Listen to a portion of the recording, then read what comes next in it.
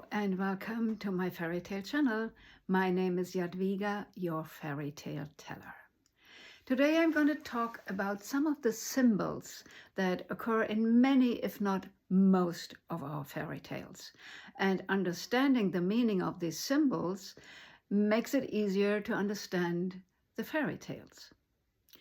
So let's start with the water. The water is the source of life. There is no life on this planet without water. No human, no animal, no plant can exist without water. And we start our lives within the uterus of our mothers within water.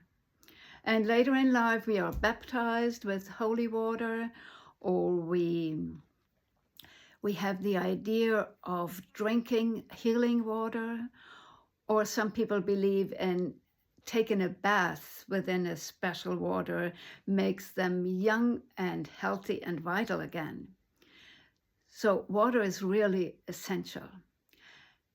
But it also symbolizes the subconscious of our souls. It's meant that there is our soul and our emotions. Now we either have the big ocean, which is the symbol for giving birth, and the male symbol for that would be the world mountain. This is the male version. And we either have the ocean or the big lake, which are synonyms. Then the heroes of our fairy tales often come to a river. And on the other side of the river, there is oftentimes either the country of devil or the death region. So the river is the border as well as the connection between the country of the living and the country of the death. And we can cross it by a boat. This is what many myths and old stories have, the ferryman who carries us over to the land of the death. And a third version of water that occurs in our fairy tales is the spring. And the spring is constantly pouring vitality and life and energy and power. So having a spring means we are within our power. Just let me see. Oh yes, and the condition of the water, whether it's calm and clear or dirty, that reflects the condition of our souls. So the next symbol that often occurs is the forest. And the forest is always dark and dense and dangerous, because this is not a forest where paths go through and we have signs that show when you go this way, you reach this village, and this way you come there.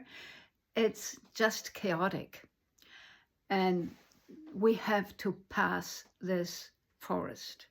And there are the wild animals that are dangerous for us. There are the gnomes and witches and dwarves, and they might be dangerous too.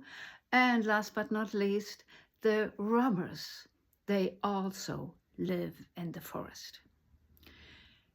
So we have to face this fear, because the forest symbolizes the dark sides of our souls, the shadow, which we do not want to look at, but we have to. We have to face these parts of ourselves. And this means going through this dark and dangerous forest. For when we come out on the other side and step into the light, then we won't be the same anymore as when we entered this forest. We have passed a process, a very essential process, because now when we come out of that forest, our path is clear, Our goal is there. We know what to do, we know where to go, and life becomes easy. This is because we have faced these dark sides. And the forest contains of many, many trees. And sometimes we have a single special tree in these fairy tales. And the tree connects with its roots, the country of the death, and with its crown, heaven. When we climb up the tree and are on top of the tree, we are close to heaven, close to our divine origin. And an even stronger symbol of this coming close to God is the mountain. In many old stories and in many origins, the gods live on the mountain, on the Olymp, on the Fuji, in the Himalaya, wherever the gods are on top. And we have to climb up these mountains. And sometimes they are even made from glass, so it seems to be impossible to get up there. But the effort of climbing up these mountains symbolizes the effort of our spiritual path. Because once we've reached the top, then we are close to God and to our divine truth, and we know who we are. This is the most we can reach in our lives.